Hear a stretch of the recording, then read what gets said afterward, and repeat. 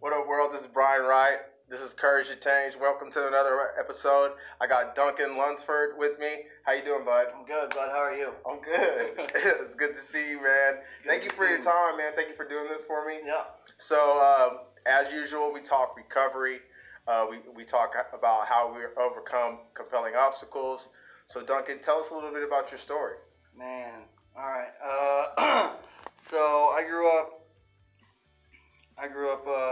white collar family. You know, we never had a lot of money or nothing like that. But it was just my sister's 10 years older than me, so she was never in the house. You know what I mean? She was always somewhere different. But I grew up spoiled, had everything I wanted. You know what I mean? And I didn't know that there was anything. You know, there wasn't anything bad in my little world. Mom and Dad divorced when I was 6, and really I was thankful because my dad seemed really angry all the time. But they divorced, and my relationship with him got better, and then my relationship with Mom got better. And Are they still together today? No, Okay. they're not. But they spend all their free time together. Oh, that's cool. Yeah. Is it bad or good? No, it's good. Okay. It's good. They're like best friends, which just gave me a lot to work on with the mother of my kids. You know what I mean? It's a big deal for me to maintain friends with them. So at what age did you start using? So what happened is after, I guess it was about 5th grade, I knew that my mom smoked different kind of cigarettes. Right. You know, and I started, I think about 4th grade, 5th grade, like I started doing little shit, like I started stealing, and you know what I mean, and so along with that came the sneakiness, and I started going through my mom's closet, and I found her weed, and I remember trying to smoke it back then. We put it in a straw, right. and just, you know, melted the plastic. Didn't feel nothing, you know what I mean? Yeah. But we'd steal her beers and stuff and go down the river and drink. And I don't ever remember feeling inebriated at that point either. Right. What happened, the big change for me is I've always been somebody to look after people that were picked on or less fortunate, you know what I mean? And I had this buddy back in school, and his dad used to beat him. And I relate with that only because my mom and my sister and all of them were abused. Okay. But it stopped, you know what I mean? Like, it stopped with me. I was never hit or never had to do anything to my uncle or nothing like that. So anyways, we're down at the river one day, and these boys come up and they start punking on my buddy Boris. And somewhere from 5th grade into the transition of 6th grade, I started to stand up for myself. I got made fun of every day for Duncan, and it killed me, you know what I mean? And somewhere in that time frame, I started getting in fights every day. So those dudes were punking on Boris, and I blacked out, and I came to, and I had one of them in the river, and I was still beating on him while he was in the river, and I came to, and I backed off, and what I didn't know is that kid that I beat up had older brothers and sisters, right, other brothers anyways, and they were like 8th graders, and they ran the neighborhood, bunch of skaters, which is ironic to my story, but so for that next summer, I couldn't leave my house without getting beat up every day or having to fight or whatever, you know what I mean? And my mom had started to date somebody, and he made her carry a gun. And so one day they chased me all the way back to the house, and I went in my mom's room and grabbed her gun, and I went outside. And right about the time I had this gun pointed at these kids, my mom pulls up in the driveway. And that was the last day I lived with my mom. I had to go live with my dad after that. So that transition from school to school, and the shit that had happened, you know what I mean? It was different. I started going by league when I got to UConn. I wasn't gonna mess with Duncan anymore. I just didn't want that. So I started getting in and hanging out with the skaters. Right. And I don't know how my mind works back then. You know what I mean? Maybe I wanted to be those dudes or whatever. I don't know. You just wanted to belong. Yeah, right. That's probably what it was. Right. You know, because I've always had that sense of wanting to belong. So a year goes by and I haven't messed with any drugs yet, right. except for what I experimented with in my mom's closet. That summer I'm in summer school and you know, I'm still skating and most of my skate buddies are in summer school with me, and we go home after school and we smoke. And I got lifted, you know what I mean? And, right. And I liked it. And it very quickly went from, for me, smoking weed every day to, I never really drank that much. I get sick or whatever and I didn't like it, so I would drink occasionally at the parties and stuff. But for me, my addiction moved rapidly. It went straight from smoking weed to tripping acid. Right. I would drop acid before school. This is about sixth, seventh grade, and I knew by fourth period English that the words were going to be moving in the book. You know what I mean? So, anyways, all that progressed really quick. Weed, acid, cocaine, ecstasy, a little bit of meth in between there, but it wasn't that big of a deal. I get kicked out of high school for possession of marijuana, and I have to go to military school, not the detention center school. It right. wasn't. It's the same principles, you know what I mean? But and I did that until I came back my senior year. My senior year, everyone, all the staff knew where I had been, right. So they looked to me to set an example for the other kids. I ended up becoming staff sergeant at the detention center school, and I liked it.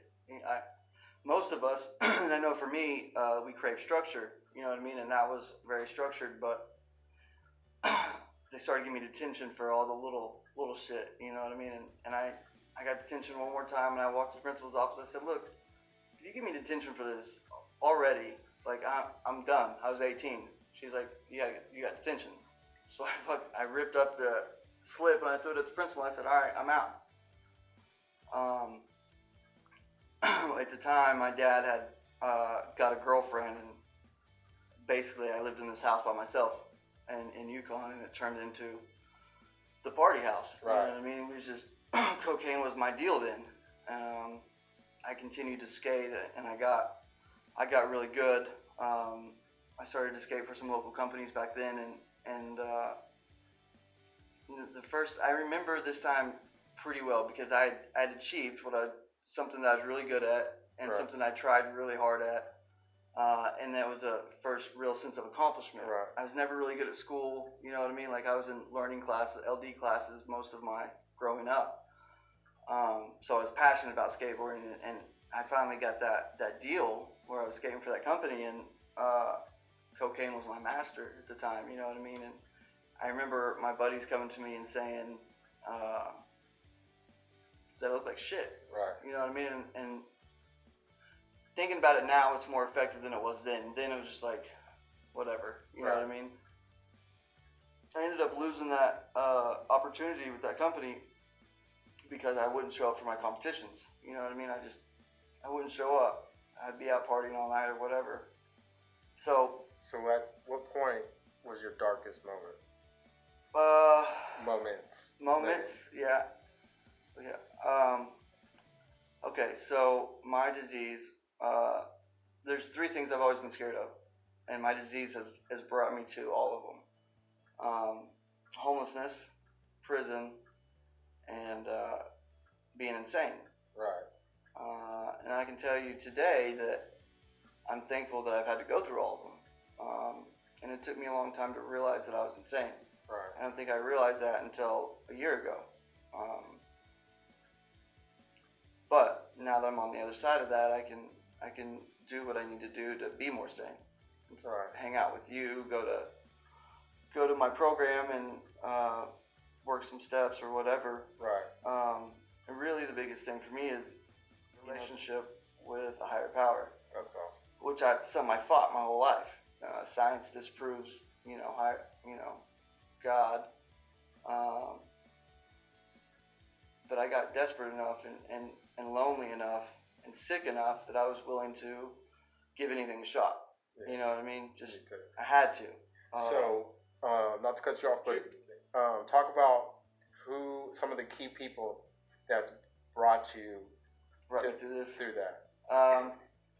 Okay, whatever. But I was in treatment in 2009, 2008, something like that, and it was a Christian-based treatment center, and it pissed me off. And then some guys came in and brought a meeting to us, and this dude came in and he had tattoos all over him, and he told my story, whatever, and I got hope, and I got interested, you know what I mean?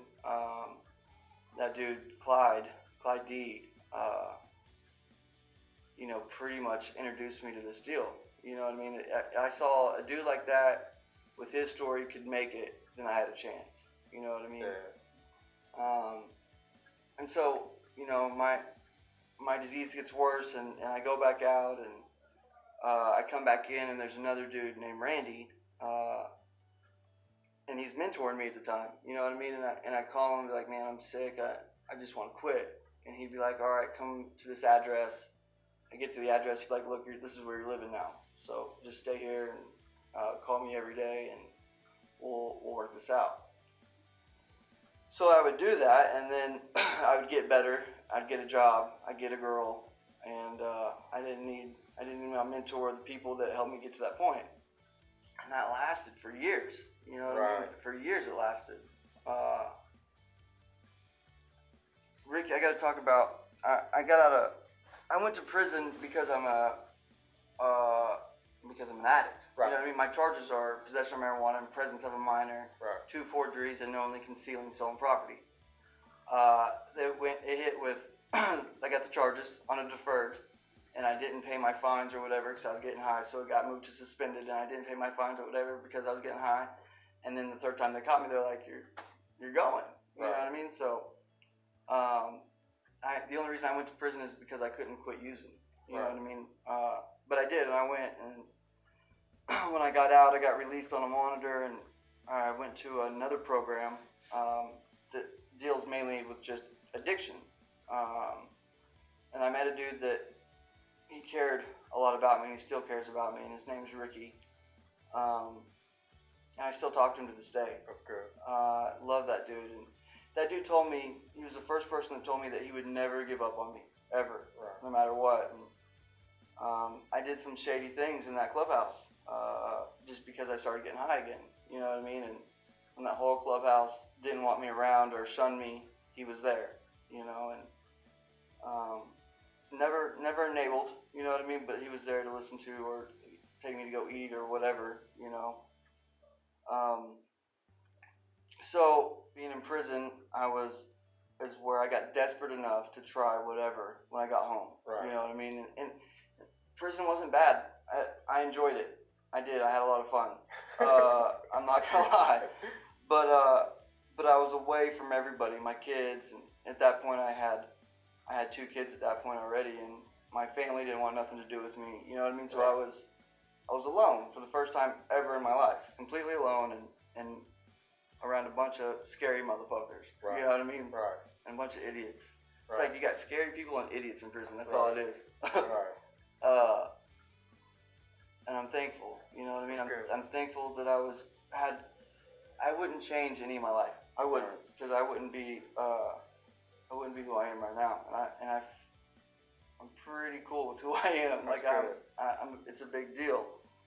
You know, I'm not perfect. You know what I mean? I got 4 months, and I've been for 10 years. You know what I mean? But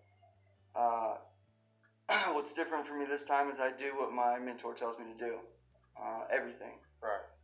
I work through, all the steps. We work 12 steps, and I've worked through them all. Right. And I read books now, which is weird. So what's a book that you're currently reading? Besides. Yeah. So currently reading, almost done with Reflection on Relationships. That's good. Yeah, that's awesome. It's an amazing book. That's cool. So I'm reading that, and then also Reflection on Recovery at the same time. Okay. So, where do you see yourself in about 2 years, maybe 3 years from now? 2 or 3 years, if I keep doing what I'm doing now, I don't even have. I know that I can't even fathom what I'll have. Okay. I know that. You know what I mean? And in this short amount of time, this time, I'm working 2 jobs. I just got a better job start on Monday, and all that material shit just isn't important. You know, I say that now. You know what I mean? But man, I just paid off Bethany. I got Oklahoma City to pay off. You know what I mean? And just slowly things are dropping. Slowly things are dropping. I'm paying all my child support right now. Right. Which is weird. My check last week, my take-home check was $68. Yeah, you know what I mean? After deductions. But what I do is I just wake up and I go to work somewhere else. When I got off time, I go to work. I got to. And suit up and show up. Yeah. And I'm proud of who I am. I'm proud of what I'm becoming. You know what I mean? I'm proud of you too, brother. Thanks, Brian. And so, if one last question, and then can we follow up with you later on? Whatever you want, bud. Whatever you want. Okay. It's a pleasure to walk down this road with you. Absolutely. And you are an asset in the sober living community. Yeah. You know that, right? Yeah. Like people watch you. I get it. And they look up to you and see what you do. Yeah. And I'm one of those people. Yeah. So you need to know that. Thank you. All right. Yeah. So it's a pleasure and an honor once again to have you in my life. Man, you too, bud. You give my life, you add quality to my life. Yeah. All right. Yeah.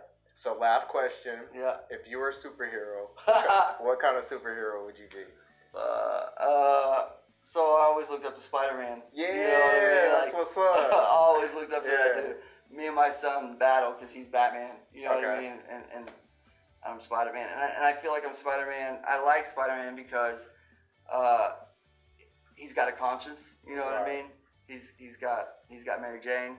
No connection with the old world. You know what I mean? Yeah. But and he talks a lot of shit. Right. You know what I mean? Yeah. Like that's me. Yeah, that's cool. Yeah. That's cool. I think we all have a superhero. And it's important to tap into that. Yeah, absolutely. Especially in our sobriety. Absolutely. Right? Absolutely. Okay. So if anyone wants to connect with you, how do they get hold of you? Listen, man, you just hit me up on Facebook. It's Duncan Lee Lunceford. I don't know. It's pretty easy to find. I'm on top of a billboard. That's what I've been doing here lately, working. So I'm on top of a billboard. Just type in my name. There's not. I'm the only Duncan Lee Lunceford on Facebook. Maybe, I don't know. That's what's up. Yeah. Okay. So send some replies, comments, suggested topics to talk about. And if you want to reach out to Duncan, he just put his info out there. This is Brian Wright with Duncan Lunceford. Thanks for your time, bud. Thanks, Brian. It's Courage to Change. We're out.